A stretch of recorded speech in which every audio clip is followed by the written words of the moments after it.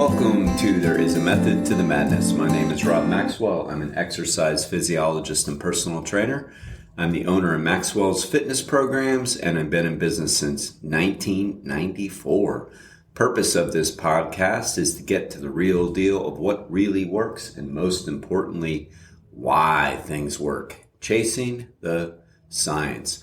Today I have a special guest, Miss Casey Rischetti, and I know you're going to enjoy this. Before we get to her, please let me thank all of the people that keep us on the air here. Jonathan and Lynn Gilden of the Gilden Group at Realty Pros. They're committed to providing the highest level of customer service in home sales, and I know them both, and it is absolutely true. Give them a shout at 386-451-2412.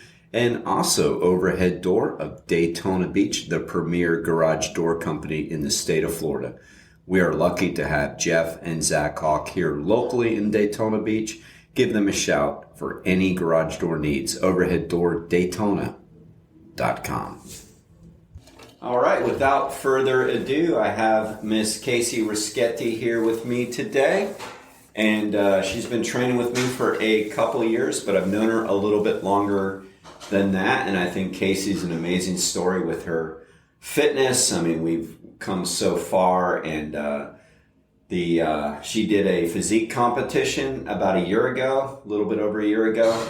And, I just think that was really awesome. So I'm going to introduce Casey, and we'll see what Casey wants to talk about today. Hi, Rob. Hello. Hi, everyone. So what do you got? What do you,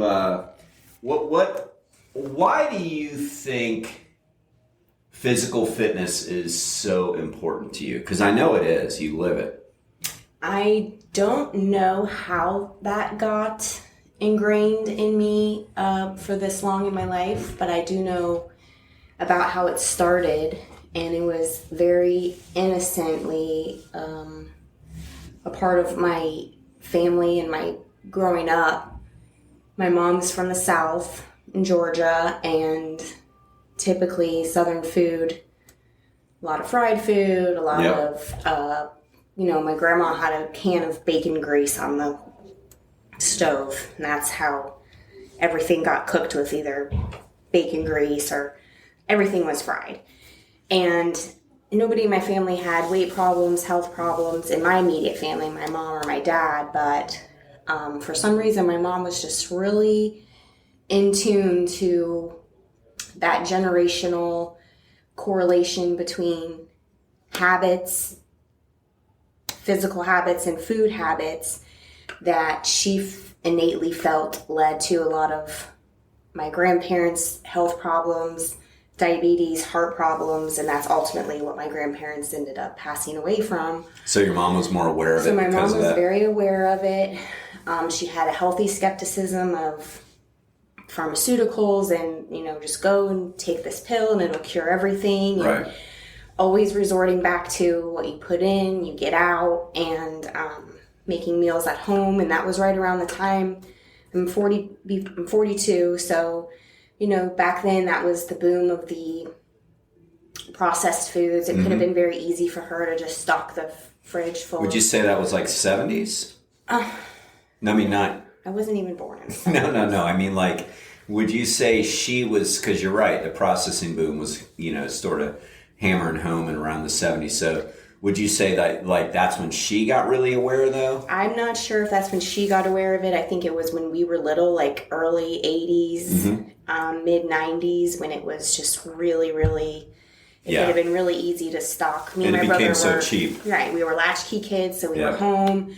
But she always had it a point to have fresh fruit already prepared in the fridge. If we wanted a dessert, we could have a couple of grapes or sliced apples, or, we just never had any of that stuff growing up. So I didn't, that's You didn't grow up with a lot of junk food. I didn't grow up with a lot of junk food. And I got into jogging and running in middle school. I don't really remember where that came from, but I did have the discipline. I remember waking up every morning through middle school into high school, jogging. I think it was about a mile down our road that I grew up on, and it actually motivated my dad a couple of times. He would get up and say, "Hey, Munch, you mind if I come run with you?" And like that made me happy because What do you call you? Munchkin. Munchkin. Okay, That's good. my daddy. So There you go. yeah, Munch. And it didn't last very long, I don't think, but I do remember that feeling of like, motivating my own dad, who I look up to. He was looking up to me in my motivation to make this a part of my life. And so I wanted to be a personal trainer at some point. That came to be, I was 18, 19, didn't really know what I wanted to do, but... You worked for a mutual friend of ours. Yes. Yep. Yeah. Good guy. I just showed up at his gym, 19, had no idea what I was, just said I wanted to be a personal trainer. Like, it was just, sure, come on in, let's get started. I had no idea of really the science behind it, and like you say, the method to the madness. Like, it really is. And Tasso, he really follows that old school philosophy. He does. I know Yep. you two He's kind got a of good are on scientific this, background. right? Mm-hmm. So he really did. Thankfully, when I really was pursuing strength training, he really did set the proper foundation. No quick fixes. Form is everything. Breathing, stretching. Feel the muscles. Right, mind to muscle kind of thing. Yep. So don't have to overdo. Right. Yep. Yep. And I really embraced it and moved right up the ranks in his gym, and was hired on to do his private personal training clientele, which I felt really proud about that, being so young. And but then life came along, and I decided to be an optician and apprentice under my dad. And so my life kind of took a little bit of a detour, but good optical career. Ended up having 5 kids, getting married. And after having my children, I did not want to leave them in a daycare or any kind of situation at a gym so I could go work out. I just really wanted somebody to come to me. And so I got a couple of trainers that would come to me, and one of them was kind of a mutual friend of my husband's, but we really kicked it off, and she kind of had an idea of a home wellness, home fitness, kind of like all-in-one, any kind of fitness, wellness professional come to your house and make it a women's based business. Mm-hmm. So that's where I kind of stalked you and sought you out, because at the time you were a professor at Kaiser for the exercise, the personal training. Sports medicine. Yes. So I needed personal trainers for my website. So I gave you my elevator spiel, and seemed like it was a pretty good spiel. Yeah. And I think I was hugely 5, 6, 7 months pregnant at the time, coming to talk to I remember that day. potential personal trainers to hop on my site after they graduated. And you did a nice little speech, I remember. It was good. It was a great thing. And that's still it's still back there on my shelf in the back of my mind. I still believe in that situation, that there is a need for that. There still is, for sure. So I'm, not saying that's off the table in the future. But you're pretty darn busy now. Right. Yeah, it's definitely not going to work out now. I've got 4 boys at home, ages 12 to 5. I am thankfully lucky enough to be able to stay home with them, and I coach Little League. My husband coaches. They're all in travel baseball. Flag football is going on right now. So now is not the time to pursue that, but I do have a passion for fitness and wellness, and it just has affected every aspect of my life. More positive ways than negative ways. Suffering the tragedy of one of my sons passing away at 3 months old back in 2015. That really could have, it does, you can kind of go one or two ways with that. It can get you really, really down and not be able to pull yourself back up. But, I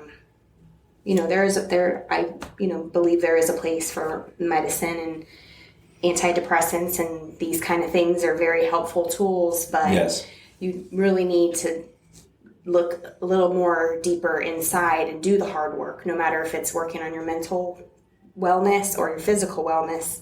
there's not a pill that's going to fix that, no matter whether it's, struggling with mental issues, depression, anxiety, depression. There is a place for pharmaceuticals in all aspects of health, but I guarantee it won't hurt anything to go for a walk. That's true. Very true.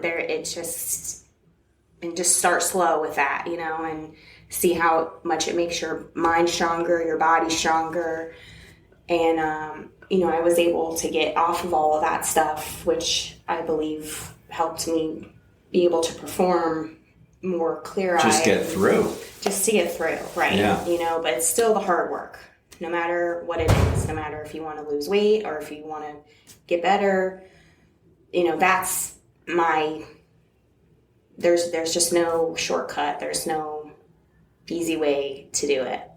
Well, I mean, I so admire you for, knowing that about you, knowing what you went through and, still soldiering through and, being such a great role model, not only for your kids, but for other people that have gone through anything similar. I know that you stay involved and active in that, so, I mean, that's just such admiration. And, I want to fast forward a little bit, so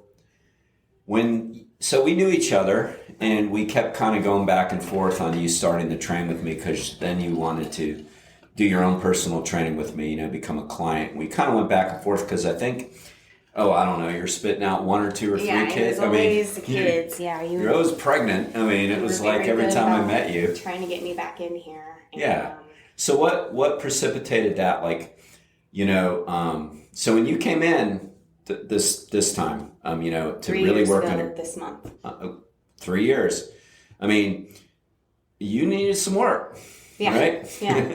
I mean, you're a different person. I mean, I look at these pictures now, on you on the stage, and then of that, which I don't even, don't remember. I mean, I remember realizing we needed some work to do, but I didn't remember how much. And then you sent me a picture just before your show. You were in jeans or something. I was like, holy cow, yeah, you were a lot heavier.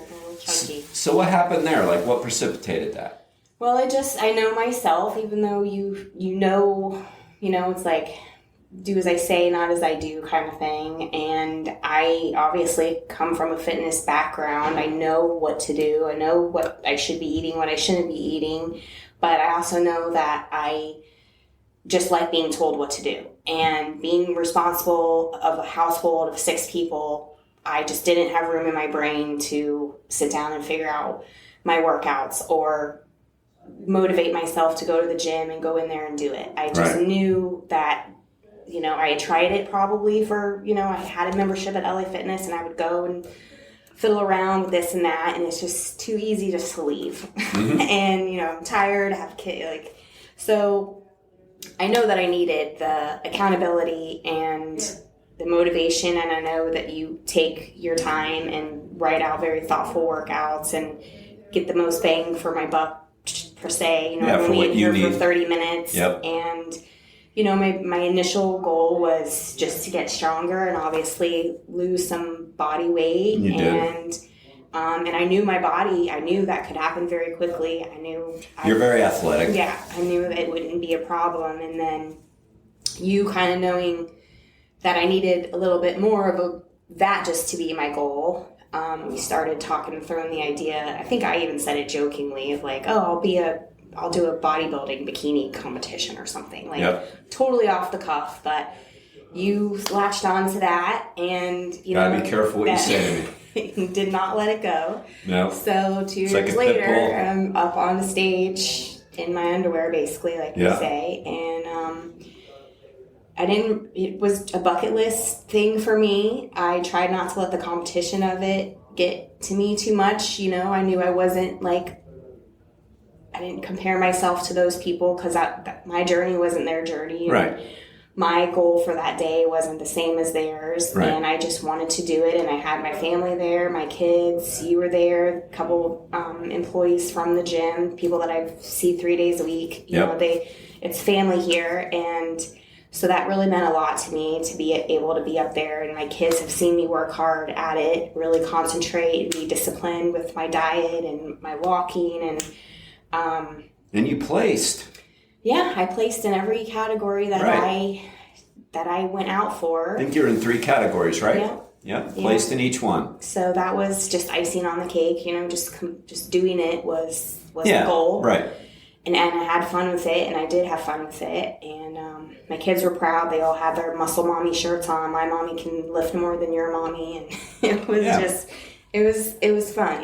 They were proud of me, and I was proud of myself. And I'm definitely going to do another one. It was fun. So, when you were saying how you knew your body, you knew yourself, and, all that, it's so true. I heard this saying that said, asking for help isn't a weakness, it's a strength. Right. Not asking for help is a weakness because, I need help in things. I've said before that, like, for me, I'm not a great swimmer, but if I want to do a triathlon, I'm going to get a lot more coaching if I go to master swim class. Even though I know how to swim, even though I know all the technique, it's going to help me to go ask for help.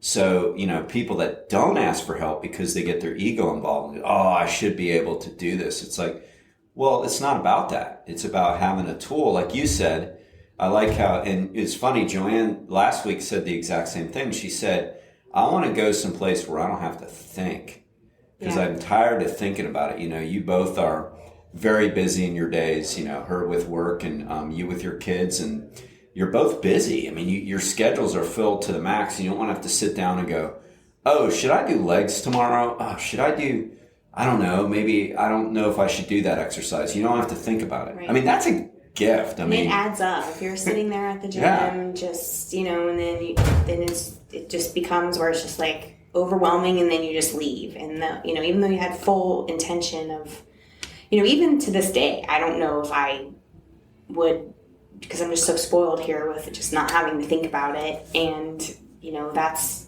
your wheelhouse. That's what you do, even though you probably could write me, and I'm sure you have before, homework things or stuff to do. And it just, when it starts to burn, it's, the suck kicks in, and it's just like, all right, well, I'm just going to do one set of those instead of 3. He won't know, but then it's like, it's human nature. Then you have to have that accountability for yourself. Right. Like, okay.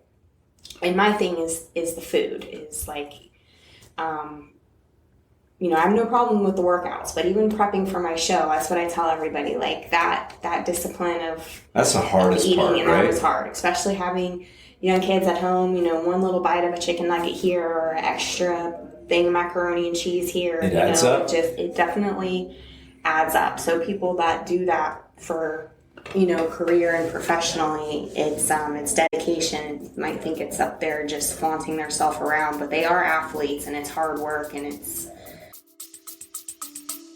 Stay with us. We'll be right back. Are you ready to unlock your full potential? I want to introduce you to the Fit, Healthy, and Happy podcast, a powerful resource to transform your life today. With expert interviews, practical tips, and inspiring stories, this podcast is your roadmap to lasting wellness. Here's what a listener has to say. I used to struggle with my health, but this podcast changed everything. It's like having a personal trainer, nutritionist, and life coach totally for free. With over 2,000 five-star reviews, we're a podcast you can trust. The Fit, Healthy, and Happy podcast, available now wherever you get your podcasts. It's a lot of work. Like, I would say the discipline that goes into bodybuilding, is one of the hardest disciplines because you can't take a day off. You can't take an hour off. Like, you can't just be like, oh, my friends are having some pizza, I'm going to grab a piece of pizza. And not during prep time. No. That's going to throw, I know people listening may not understand and go, that sounds like it's a little obsessive, but maybe it is, but it's for a short period of time. It's a very short period of time. It's not a healthy way that you live, and it's not sustainable. Yeah, right.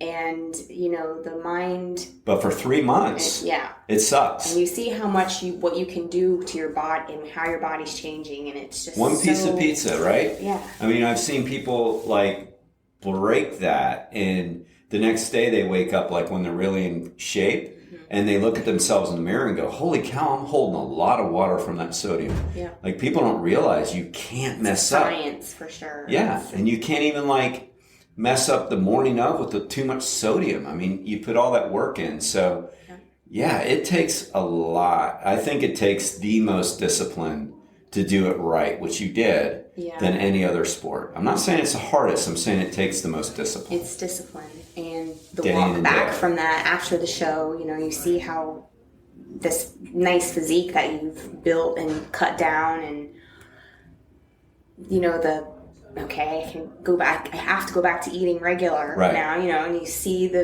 you're not looking the same. So like it could be a dangerous trap to get into, that body image thing that goes along with Absolutely. that sport. And there's a as lot well. of body image issues. Yeah. Yes, and so for I was sure. thankful I had you to kind of Really in. right. Let's not, you know, You're a little hard on yourself right after because the it's show. hard, you know, Of course. it's hard to like, You think, oh, I could have done this. I Right. could have done that. I wanted to be first. I've been there, as you know. I've done those too. And it's like, it's hard. But don't you think, like, when you come back down to earth, so to say, your now level of coming back down is higher? Like, you just don't go back to what maybe there were some foods that you're eating prior to contest prep, like, you know, in before you even started thinking about the show, that you just won't eat anymore. Right? So your reset is higher now. Yeah. Even though you're not trying to be and it'd be silly to be as disciplined as you were leading up to the show, you still almost, like, your new normal becomes better than your old normal. Because you just don't want to do it. It could go the other way too. It's like, you know, eating just a regular baked potato. Right. You know, there's so much stigma around the rice and the potatoes. Right. And, you know, so when I really started hearing from you the science behind food and micronutrients and all this stuff, you know, I would rather just eat a potato now instead of whole food. You know, like, and there's nothing wrong with that. So No. it's like kind of resetting your brain, what is drilled into us constantly of Because just- people telling us just plain- potatoes are bad because they're starch. It's like, that's just silly. Right. And when you really start working out and doing it, knowing that you need to fuel your body for what you're trying to do, and you know that you forgot to eat and you did a workout, like, you're going to be struggling because you didn't eat carbs or, you know, like, you have to. And listening to your podcast is it does get down to the science of it. And, you know, I have my kids in the car when we're listening a lot of the times. And I do appreciate the information and the way that you deliver it, because it does spark conversations with my kids in the car. Just something simple about nutrition. You know, my almost 13-year-old has asked questions. Can't think specifically, but I know your podcast has triggered conversations with him, and I think it was like how with him. I think it was how to eat to gain a little bit more muscle and get stronger without gaining. Yeah. You know, because he's at that age where it's like he might be coming to a growth spurt. Self-conscious. He's playing competition baseball, and he works out 3 days a week. The same time I'm here, he's at his gym with his baseball coach. And sometimes you brought him here. And they've all been here, and you'll give them a couple 1-pound weights, and they'll do curls right along with me. And they muster through it. And they are going to have that foundation that my mom instilled in me, and like your mom instilled in you. Like, you know, they do listen. The kids listen. They listen. And they watch everything we say and do, even if we think they're not listening. Yes. They absorb it. Right. And so I do appreciate that. And he's learned a lot from it, listening to certain things that you did a special podcast to pertaining to weightlifting at certain stages of maturity, and kind of just put him at ease, knowing that he's not there yet. He will get there, and he will be able to do what the high school boys are doing. And he's getting there. He's 13, safe, right? And not yet. He's 12, but you know, he knows form. He's like, Mom, if I can't do it without my knees going over my toes, then don't squat. I'm not right. So and so that makes me smile. And then my 7-year-old brought home a picture the other day of the 100th day of school, and he wrote one thing he can do 100 of was lifting weights. Wow. And he drew a picture of a barbell. Which one was that? Rhett. So, you know, when I posted it on my social media, and I was like, you know, see, these kids pay attention. They do. You know, so And doesn't that make you feel good to know that you're like such a good role model for them? Yes, and, because that's our job as parents. You know, you can only control what you can control, and I feel like you have to start with yourself before you tell other people what to do. And if I'm smoking cigarettes or overly indulging in alcohol every day and taking them to eat Wendy's and fast food, and then I turn around and tell them that this is bad, you know. Yeah, we know where that will end up, right? Well, yeah. They're going to be like, yeah, no. So we just don't do it at our house, and it's not, you know, kids are, I'm not saying I don't have bags of Cheetos and Fritos and Doritos and, you know, all the things that kids eat, you know, but they're very active. To eat that they're very active. Well, they don't need to, but it's fine that they do. It's fine that they do. Because, I mean, I grew up having it in my house. Right. And I don't have it in my house now. So it's like when parents are overly strict with that, I kind of shake. I do more than shake my head. I get nervous because I'm like, I don't think you're setting them up very well. You know, I'll have parents tell me, I won't buy this or buy that. I'm like, they're kids, you know? Or I'm never going to go through a McDonald's. I'm like, they're kids. I ate McDonald's my entire childhood. Right.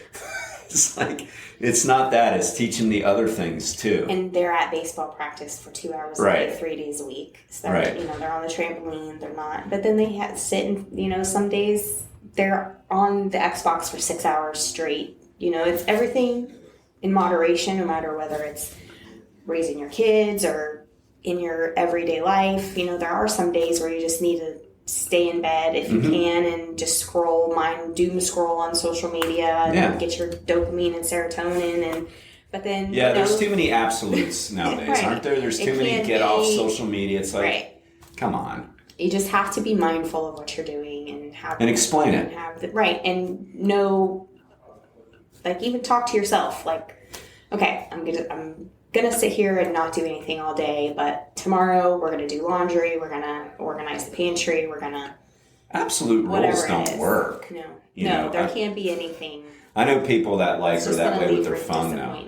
Yeah, well, and probably a reverse action, right? Because I know people will say, you know, I'm gonna get completely off my phone. It's like, yeah, okay, good luck. And then like they get so obsessed with their phone all day. You know, it's like absolute rules don't work. And, you know, just picking up on something you said with the eating with the kids, you know, there's a reverse situation I saw years ago, probably over 20 years ago, where the mom was like one of those moms that like struggled with her food and eating. So she created an environment where there was no junk food in the house. There was no anything. And the kids would go over to other people's house and eat all the crap food and then talk about that. But the sad part of the story is, because I know this family pretty well, and obviously, you know, for anybody trying to figure out who it is, you never will, so quit trying. The kids ended up with eating disorders. And I know that as a fact. And I'm like, I knew it was going to happen. We were all like, they're creating an environment where they're so strict on these kids that you're teaching the wrong lesson. And I know for sure the girls ended up with different forms of eating disorders. Hopefully they're out of it now. I think they are.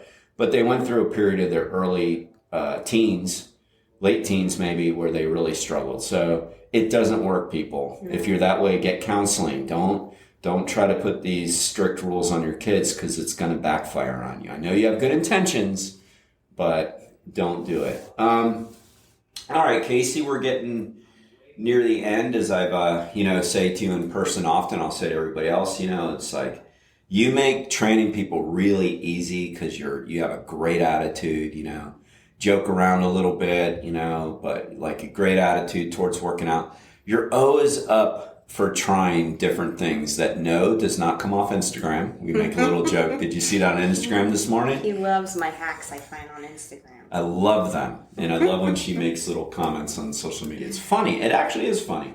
So like you just like everybody here like enjoys working with you because you just have such a great attitude towards fitness, life, and health. So what do you want to say to wrap up to our listeners, like either about yourself or a little piece of advice you'd leave them with? Well, just thank you for having me on. I think what you're doing here is great locally, and I'm proud of you that you've gotten some worldwide and expanding the world of fitness and knowledge of just little things people might not understand just to get going. It's all about, you just got to start somewhere. And That was, that first day replying back to your email. It's just, you got to start somewhere, and there are, we joke around about the internet, but, there are good resources out there, even if you don't want to come to a personal trainer or come somewhere, reach out to Rob and he will give you a resource on the internet or something just to jumpstart you and or follow along on Facebook or follow along, reputable. Yeah. Definitely he'll point you in the direction of somebody reputable to follow or somewhere, something to just get going, just get started.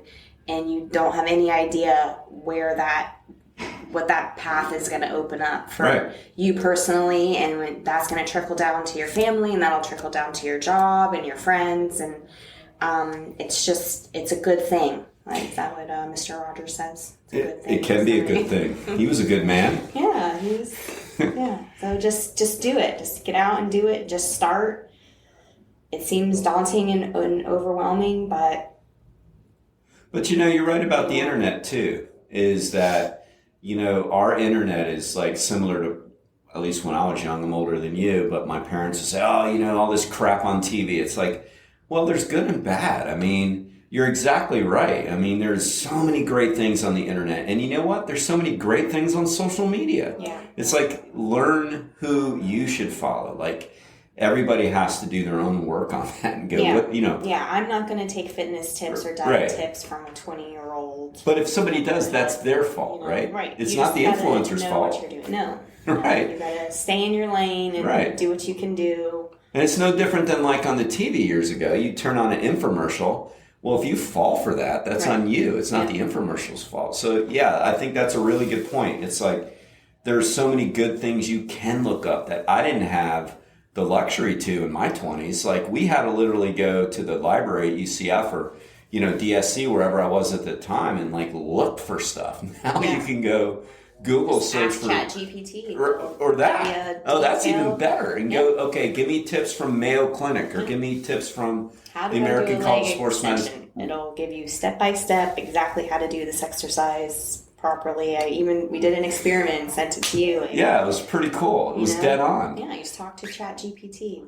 But that's really a great tip to leave off on, is that you really can get that information on how to do exercises. There's really no excuse nowadays. Yeah, it's out there. To just do it. Yeah, you don't have to come to a trainer. The accountability is nice but if you're really serious about it, and it doesn't even have to, try not to make it about losing weight, because that is just the very last. That's not your number one goal. No, and I knew that I needed to, but I also knew that by doing it, that would be a side effect of what I was doing. Feeling better and being stronger should be. And the show wasn't all vanity. No. By no means. So anybody listening, I know Casey, it's not all vanity. It's about reaching benchmarks and being fit and athletic. And she did. It was a very athletic look that she had. So I'm very proud of Casey. I want to have her back on. And if you have any questions for her or me with the show, just reach out and I will get you that information. Thank you, sir.